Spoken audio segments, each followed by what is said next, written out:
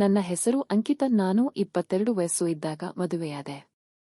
ಅವಾಗ ನನ್ನ ಗಂಡಗೆ 25 ವಯಸ್ಸು ಇತ್ತು. ಮಧುಮೇಹದ ಮೊದಲನೆಯ ರಾತ್ರಿ.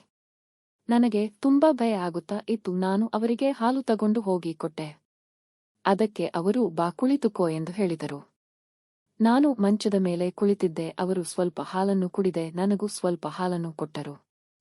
ಆದಮೇಲೆ ಅವರು ಕೇಳಿದರು, ನಿಮಗೆ ಯಾಕೆ ಇಲ್ಲಿ ಎಷ್ಟು ದಪ್ಪ ಇದೆ, ಇದನ್ನು ನಾನು ಮುಟ್ಟಬಹುದಾ ಎಂದು.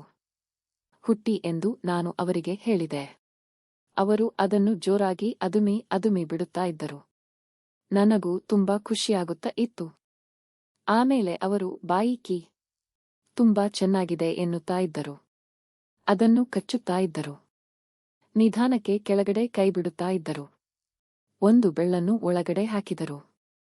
ಜೋರಾಗಿ ಅಲ್ಲಾಡಿಸುತ್ತಾ ಇದ್ದರು. ನನಗೂ ಏನೋ ಒಂದು ತರ ಆಗುತ್ತಾ ಇತ್ತು. ನಾನು ಅವರಿಗೆ ಹೇಳಿದೆ, ಇನ್ನೂ ಜೋರಾಗಿ ಮಾಡಿ ಎನ್ನುತ್ತಾ ಇದ್ದೆ. ಆಮೇಲೆ ಅವರು ಅವರ ಸೌತೆಕಾಯಿಯನ್ನು ತೋರಿಸಿದರು.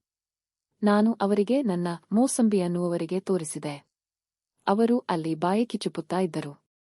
ಚೆನ್ನಾಗಿ ರಸ ಕುಡಿಯುತ್ತಾ ಇದ್ದರು. ನಾನು ಅವರ ಸೌತೆಕಾಯಿಯನ್ನು ನಗುತ್ತಾ ಇದ್ದೆ. ಅವರು ನನ್ನ ಬಾಯಿಗೆ ನನ್ನ ಸೌತೆಕಾಯಿಯನ್ನು ಇಟ್ಟರು. ಆಮೇಲೆ ಸೌತೆಕಾಯಿಯನ್ನು ನನ್ನ ಮೂಸಂಬಿಗೆ ಇಕ್ಕಿದರು. ಅದು ಮೊದಲನೇ ಬಾರಿಗೆ ಹೋಗಲಿಲ್ಲ. ಕೊಬ್ಬರಿ ಎಣ್ಣೆ ಹಾಕಿ ಅದನ್ನು ಜೋರಾಗಿ ಮಾಡಿದರು. ಅವತ್ತಿನ ರಾತ್ರಿ ತುಂಬಾ ಚೆನ್ನಾಗಿ ಇತ್ತು. ನಾನಿನ್ನೂ ಬೇಕು ಎನ್ನುತ್ತಾ ಇದ್ದೆ. ಇನ್ನು ಮುಂದೆ ಏನಾಯಿತು ಎಂದು ತಿಳಿದುಕೊಳ್ಳುವ ಆಸೆ ನಿಮಗಿದ್ದರೆ ಕಾಮೆಂಟ್ ಬಾಕ್ಸ್ ಅಲ್ಲಿ ಕಾಮೆಂಟ್ ಹಾಕಿ.